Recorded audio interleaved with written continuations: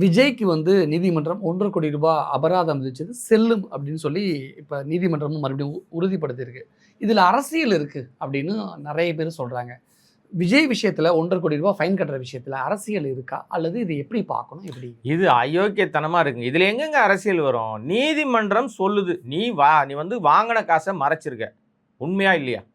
பணம் ரொக்கமாக 15 கோடியை செல்வகுமார்கிட்ட வாங்கியிருக்க.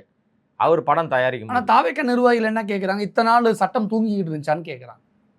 அதாவது நீங்க நீதிமன்றம் கிட்ட நீங்க உங்க சட்டம் தூங்குதா, தூங்கலையா, தட்டி எழுப்பணுமா, கூட்டின்னு வரணுமா, இந்த கேள்வியெல்லாம் கேட்க முடியாது.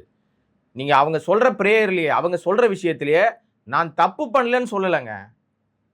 அந்த மங்குனிகள் என்ன பேசுறானுங்கன்னா, முட்டா பயலுக, எந்த டைம்ல நாங்க காசு வாங்கினோம், நீங்க இந்த அசஸ்மெண்ட் இயருக்குள்ள ஏன்டா எனக்கு ஃபைன் போடல, நீங்க லேட்டா ஃபைன் போட்டுறீங்க, அதனால கட்ட முடியாதுன்றானுங்க. இது எவ்வளவு கொடூரமா, கேவலமா இல்லையா, அசிங்கமா இல்லையா?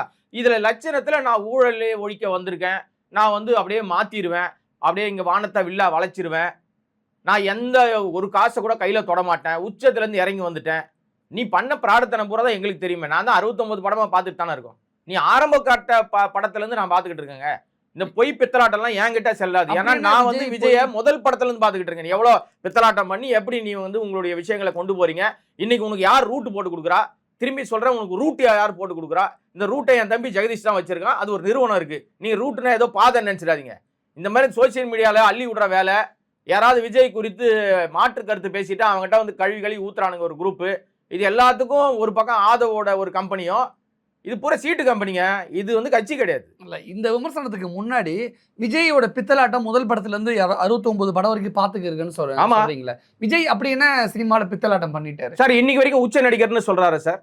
நான் திருப்பி கேட்கிறேன், இந்த ஊடகத்தின் வாயிலாக ஒரு சவாலே விடுறேன். நான் 69 படத்துல நீ எவ்வளவு பணம் வாங்கியிருக்க? வெள்ளை அறிக்கை வெளியிடுவியா?